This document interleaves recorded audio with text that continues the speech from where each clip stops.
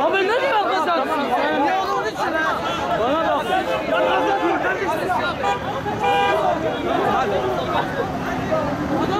Birleşik Hizbullah! Kahrolsun PKK! Kahrolsun PKK! Kahrolsun PKK! Kahrolsun PKK! Kahrolsun PKK! Kahrolsun PKK!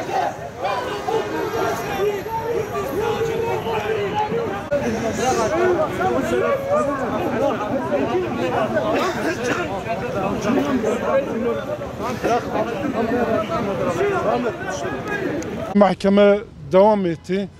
Devam ediyor. Yalnız hepsini de mahkeme tutuklama kararıyla sevk edildi mahkemeye. Savcılıktan mahkemeye sevk edildi. Şimdi arkadaşlarımızdan Allah hepsinden razı olsun gelenden. Bize destek verenlerden, bize yardımcı olanlardan hepsinden Allah razı olsun. Yalnız olaysız bir şekilde dağılalım. O ki mahkemeye sevk edildi. Biz amacımıza vardık. Allah hepinizden razı olsun. Abi hepimiz evimize gidelim. Allah hepinizden razı olsun abim benim.